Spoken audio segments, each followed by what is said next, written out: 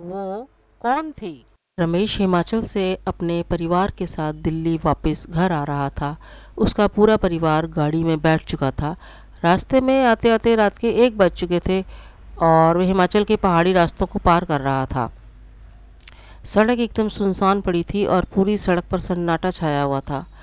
अचानक रमेश की गाड़ी के आगे एक औरत दिखाई दी, जिसके भूरे घुंघराले बाल थे और धुआं रंग की वे साड़ी पहने हुए थी, और वह दूर से ही हाथ हिला हिलाकर गाड़ी को रोकना चाह रही थी। औरत को देखकर उसकी पत्नी ने कहा, अजी गाड़ी मत रोको, मुझे डर लग रहा है।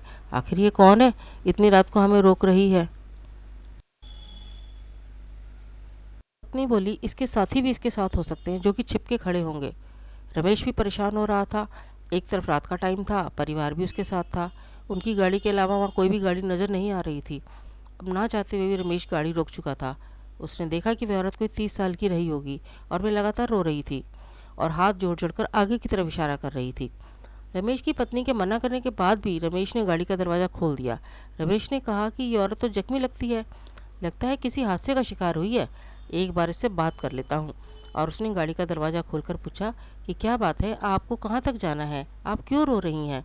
तब उस औरत ने बोला कि मेरी गाड़ी खाई के नीचे गिर गई है और उसमें पीछे वाली सीट पर मेरा बेटा फंस गया है, कृपया आप मेरी मदद करो। इतना सुनकर रमेश अकेला ही खाई की तरफ दौड़ा। उसकी पत्नी पीछे से आवाज़ देती रह गई, लेकिन शायद वे इतना डर गई थी कि उसका दिमाग काम नहीं कर रहा था। रमेश ने देखा कि वह औरत सच कह रही थी। रमेश ने देखा कि एक कार सड़क के नीचे खाई में पड़ी थी। उसने पलटकर उस औरत को देखा तो उसने रोते हुए कहा कि उसका बेटा कार के अंदर है। रमेश को एक हिट एंड रन का केस लगा। उसने किसी तरीके से खाई के अंदर जाकर गाड़ी का दरवाज़ा खोला और लड़के को उतारा। वह लड़का लगभग 5 या 6 साल का रहा होगा। आगे की सीट पर कोई और भी था, जो शायद होश में नहीं था। रमेश ने उसे गोदी में उठा लिया और पीछे मुड़कर देखा तो वह औरत अभी भी सड़क के किनारे ही खड़ी थी। लड़का होश में था। उसने रोते हुए कहा कि अंकल, मेरी मम्मी को भी बचा लो प्लीज़। रमेश ने कहा कि तुम चिंता मत करो, तुम्हारी मम्मी ठीक है और बाहर निकल गई है। रमेश ने सोचा कि बच्चे को बचाकर पुलिस को इन्फॉर्म कर दूंगा, ताकि बच्चे का काम पुलिस संभाल ले। और किसी तरह से वह लड़के को संभालता हुआ ऊपर ले गया। लड़के से पूछा कि क्या तुम बता सकते हो कि आगे की सीट पर कौन था जो ड्राइव कर रहा था? लड़का रोता हुआ बोला कि अंकल, वे मेरी मम्मी ही थी जो ड्राइव कर रही थी।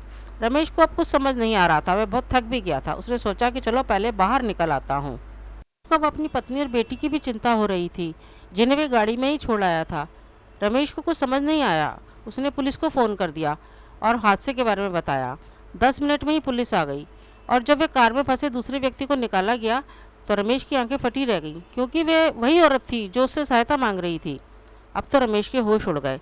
उसकी पत्नी भी अपनी बच्ची को लेकर अब तक वहाँ आ चुकी थी। ये भयानक दृश्य सबने देखा। जो औरत मर चुकी थी उसी ने हमसे सहायता मांगी, अपने बच्चे को बचाया। पुलिस भी हैरान थी, उन्हें हम पर भी शक हो रहा था।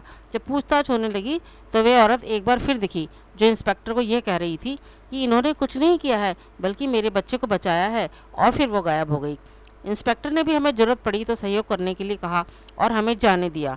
शायद उसे भी लगा कि अगर इन्हें रोका गया तो कायनात भी उसे माफ़ नहीं करेगी, और बाकी की कार्रवाई होने लगी।